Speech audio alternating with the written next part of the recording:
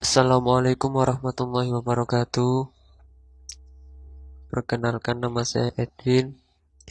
Ini adalah cerita pengalaman saya yang baru saja terjadi sekitar beberapa bulan lalu, tepatnya pada bulan Maret. Pengalaman ini terjadi di salah satu desa di daerah Kabupaten Malang, tepatnya di rumah mertua saya.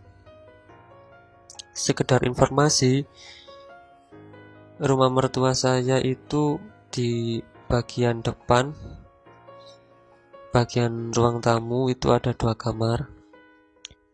Di bagian tengah ada 1 kamar, yakni kamar saya sama istri saya. Dan di bagian belakang ada 1 kamar, kamar mertua saya, dan dapur. Seperti kebanyakan rumah di desa, di belakang itu pasti ada 1 tempat tambahan yang hanya ditutupi sama bukan tembok dari bata, tapi dari bambu, atau kalau kita menyebutnya di sini gedek. Dan dari dapur menuju ke ruang tambahan ini dihubungkan oleh 1 pintu. Untuk menuju ke kamar mandi juga, kamar mandi juga tepatnya di ruang tambahan ini. Jadi kamar mandinya itu ada 2 bagian. Yang sebelah kiri hanya untuk mandi, dan yang sebelah kanan untuk buang air besar. Kalau biasanya tiap malam, kalau sudah menjelang malam atau waktu maghrib,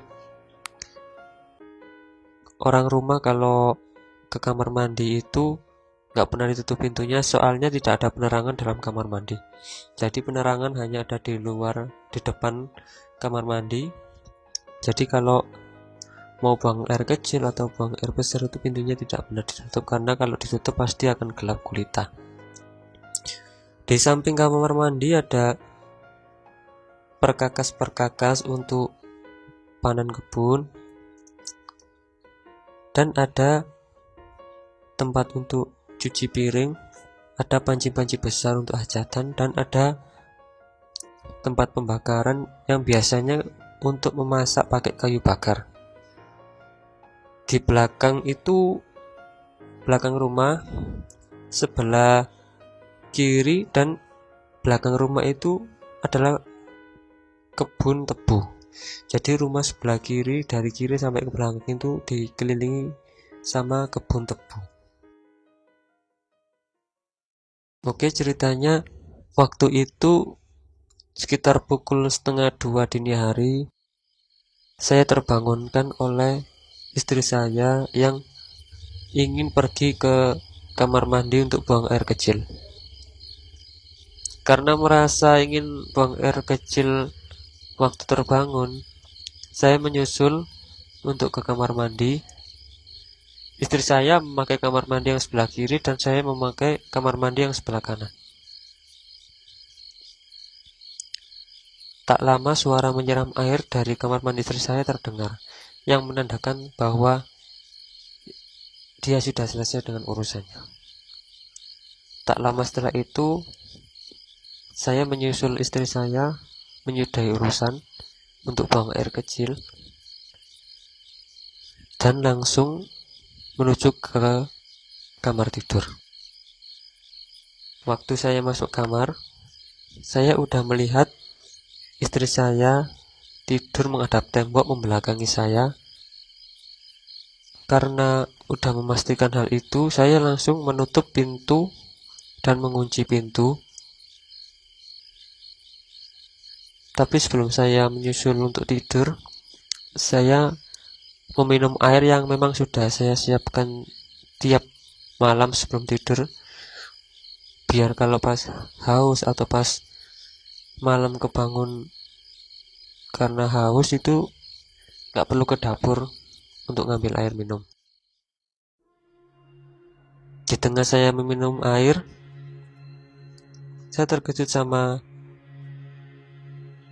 dorongan yang terjadi di pintu kamar. dimana di pintunya itu seperti ada yang mendorong. Saya lihat lagi kok dorongannya semakin keras, dan seketika itu saya terkagetkan oleh suara istri saya yang dari luar yang mengatakan, "Lapo sih kok dikunci lawangi?" Kalau bahasa Indonesianya, ngapain sih kok pintunya dikunci?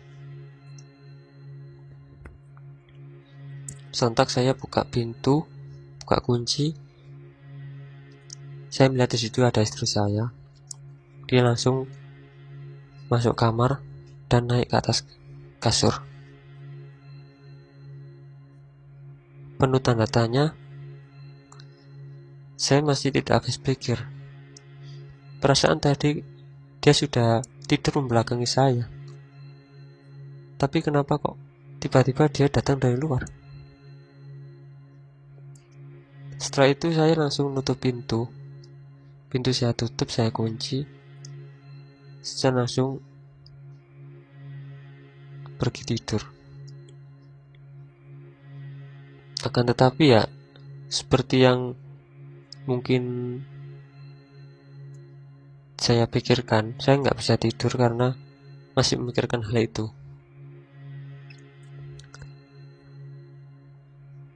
Saat itu saya langsung tanya sih sama istri, "Sampean mau wis mlebu kamar tah?" Kalau bahasa Indonesianya, "Kamu tadi udah masuk kamar tah?" Langsung istri saya langsung menjawab, "Durung lah, aku mang noto panci ndek pawon. Soale rotoh kabeh kesenggol tikus." Kalau bahasa Indonesianya, "Belum, saya tadi menata panci-panci yang jatuh di bagian dapur belakang karena tersenggol oleh tikus." Ketika itu saya langsung merinding. Lalu siapa yang tadi tidur di atas kasur membelakangi saya? Dengan pakaian yang sama persis dengan yang dipakai istri saya. Dan rambutnya yang panjang sama seperti istri saya.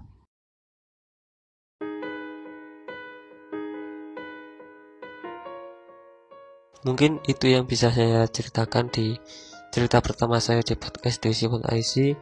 Maaf kalau mungkin bahasa atau cara menyampaikannya sedikit belepotan karena ini cerita pertama saya juga nggak pandai ngomong. Oke, sampai bertemu di cerita pengalaman saya berikutnya. Assalamualaikum warahmatullahi wabarakatuh.